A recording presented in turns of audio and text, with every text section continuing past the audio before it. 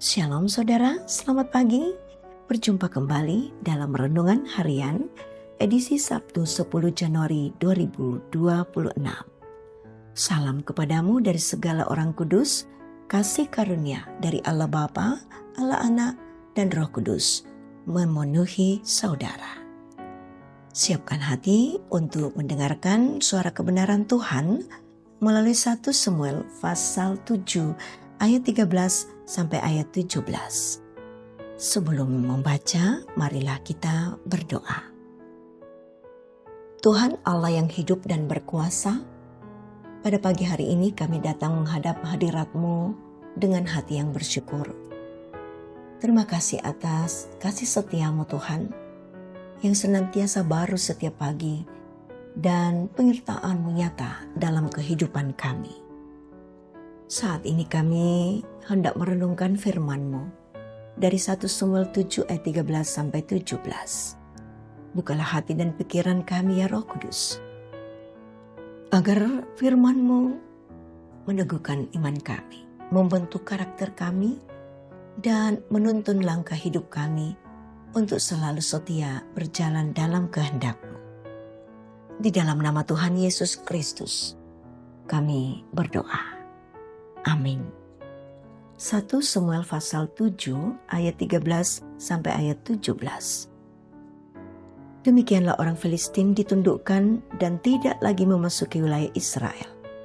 Tangan Tuhan menekan orang Filistin seumur hidup Samuel. Kota-kota yang sudah pernah diambil orang Filistin dari Israel kembali menjadi milik Israel. Dari Ekron sampai Gad, orang Israel juga merebut wilayah sekitarnya dari tangan orang Filistin. Antara orang Israel dan orang Amori pun ada damai. Samuel memerintah sebagai hakim atas orang Israel seumur hidupnya. Dari tahun ke tahun, ia berkeliling ke Betel, Gilgal, dan Mispa. Ia memerintah sebagai hakim atas Israel di semua tempat itu. Lalu ia kembali ke Rama, sebab di sanalah rumahnya. Dari sana ia memerintah sebagai hakim atas Israel. Di situ ia mendirikan mezbah bagi Tuhan. Amin. Mezbah bagi Tuhan, itulah tema kita saat ini. Saudara, dalam menjalankan kepemimpinannya sebagai Nabi Allah dan sekaligus sebagai hakim atas orang Israel, hal yang selalu menjadi perhatian sungguh bagi Samuel ialah mezbah bagi Allah. Mezbah bagi Allah yang atasnya kurban-kurban persembahan diserahkan selalu menjadi penanda yang kuat bagi umat, bahwa hanya pada Tuhan sajalah umat akan memperoleh keselamatan. Mezbah Allah menjadi altar dalam kehidupan Samuel dan umat Israel, tidak hanya datang dengan kurban, tetapi juga datang dengan segala gumul hidup.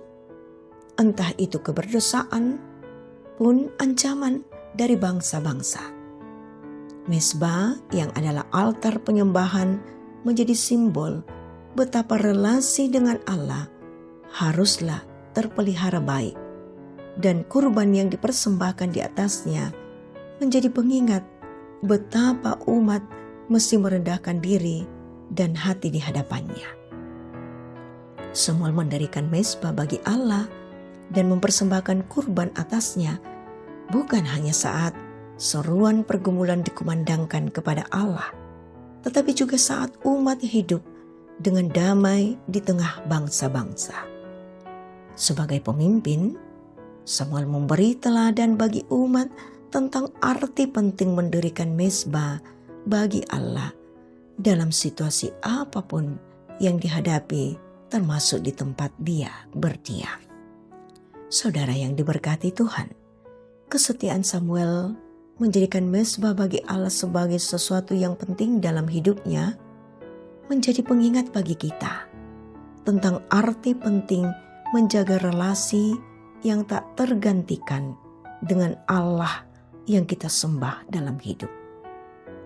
Namun mezbah bukanlah sekedar tempat atau benda, melainkan berbicara tentang kepada siapa hati kita melekat dan menaruh harap. Rasul Paulus juga mengingatkan tentang hidup kita. Tubuh kita sebagai bait Allah, di mana yang olehnya itu kita mesti menyembah Allah dalam roh dan kebenaran. Amin. Mari kita satu dalam doa.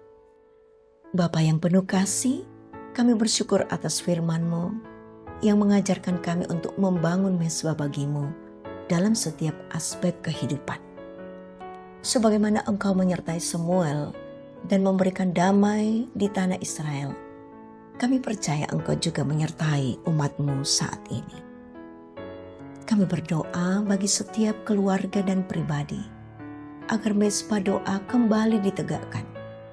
Mezbah yang dibangun atas iman, kesetiaan, dan kerendahan hati. Ya Tuhan, ajarlah kami untuk senantiasa mengandalkan Engkau dalam setiap keputusan dan pergumulan hidup kami. Senantiasa kami berdoa bagi gereja-Mu dan para pemimpin rohani. Kiranya kami semua hidup dekat dengan Engkau dan memimpin umat dengan takut akan Engkau Tuhan. Teguhkanlah kami semua untuk terus membangun mezbah rohani yang kokoh di tengah jemaat.